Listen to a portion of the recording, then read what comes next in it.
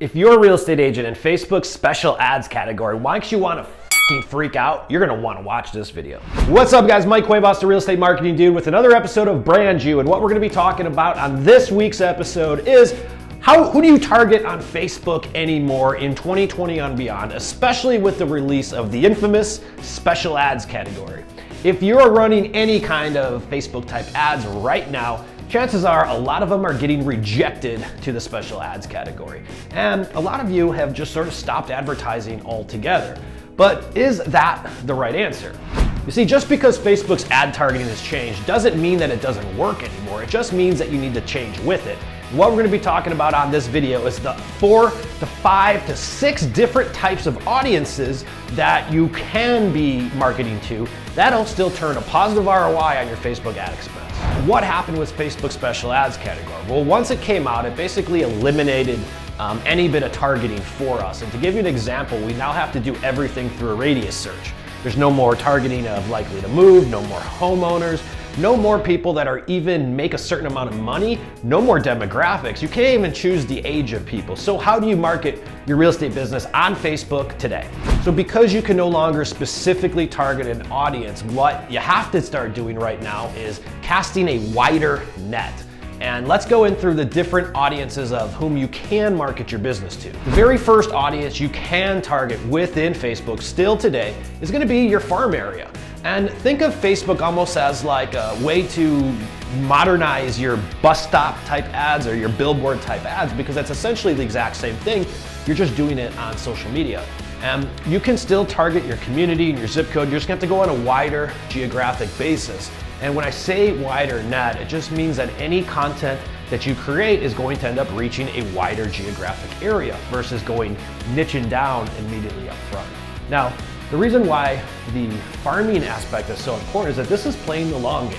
So how I would recommend using like a farming strategy on Facebook is to overlayer it on other areas that you're already marketing it in. So for example, if you're farming an area with direct mail, you should absolutely overlayer Facebook ads in the form of video probably to that same group of people within that zip code. People give in to the one they see the most, and this is exactly why I'm saying Facebook is more of like a branding play than a lead generation play, because the truth that happens is when people decide to hire or work with a real estate agent, most times they have an idea already of that real estate agent. And when people are seeing you constantly everywhere all the time, that's the one they give into the most.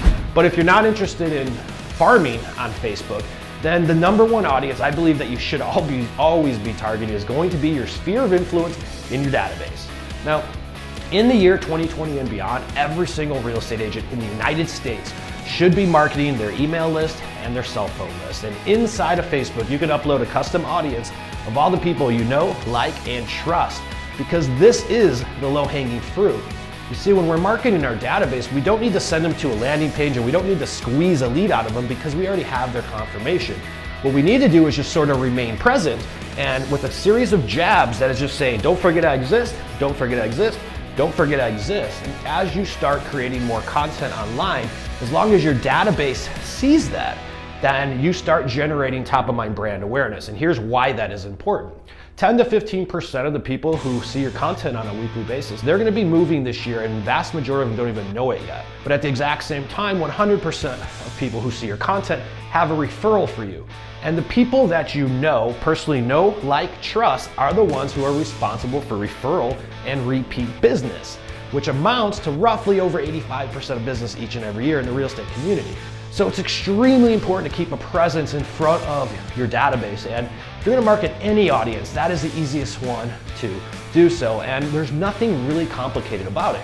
It's just a matter of every time you create content, make sure you promote that content to that custom audience inside of your Facebook. Now, the absolute best audiences to be targeting in Facebook are retargeting audiences. And I want to take some time to explain exactly what retargeting audiences are. If you've ever visited a website or clicked on an ad or something, then realize that that ad started following you all over the internet, you are being retargeted. And the reason why retargeting works so well is because people give in to the one they see the most. And when you're everywhere all the time, that's when you start generating attention, which generates into attraction. So there's several different types of retargeting audiences that you can create within Facebook, and we're gonna go through all of them one by one right now. The very first retargeting audience you can create in Facebook is what you call website visitors. So anyone who has visited your website, you could actually create an ad and pop up to them and then remarket that audience. Think about it. If someone visited your website, they're probably more interested in what you have to say than for someone who didn't visit your website. Now, the next audience that you can create a retargeting audience on is what we call video view consumption. And what this means is that you can run video ads, as you know, are very, very popular. And you need any help creating those video ads, you could just call a real estate marketing dude. But what a video ad consumption is I could create an audience of people who have watched 50 or 75 or 95% of my video content. That means that people who have watched a minimum of 50% of my video, I can create another ad and pop up in front of them and say something like, hey, you watched well over half of my last video, but you didn't call me. Is everything all right? Did I do something wrong? I just want to make sure you got the information that you inquired about. You see, I can follow people around the internet based upon how much they have engaged or consumed my content from before, and that's exactly why it works. Now, the third audience is what you call an engagement audience, and anyone who engages with your business page, a like, a comment, a share, you name it, anytime that they engage with your business page, they're probably more interested in what you have to say than someone who didn't engage. And again, it's just another type of retargeting audience to keep your ads in front of. Retargeting today is the name of the game, but a lot of people are stuck with, well, how do I create retargeting audiences? How do I get started? And the truth is that the answer to that is that you have to start creating some form of content. You cannot create a retargeting audience until someone either visits a site, engages with you on some shape, way, or form, and this is how the formula works.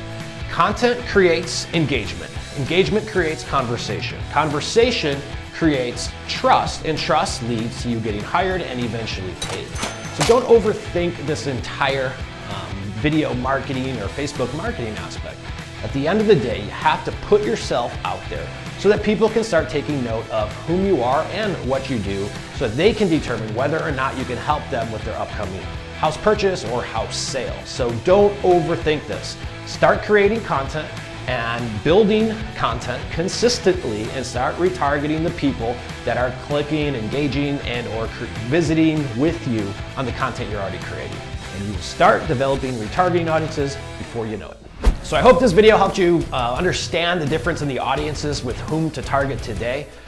What you're going to see in Facebook and going forward on all online marketing is that real estate agents, lenders, anyone in the real estate industry has to start creating content. It's the content that you create that keep you on top of mind and generate attention around your brand that lead to repeat business and attracting new customers that you never even met before. If you have any questions about how this works or you'd like to schedule a demo with the Real Estate Marketing Dude, we would love to create your video content for you so that you can begin building these retargeted audiences and building on your personal brand.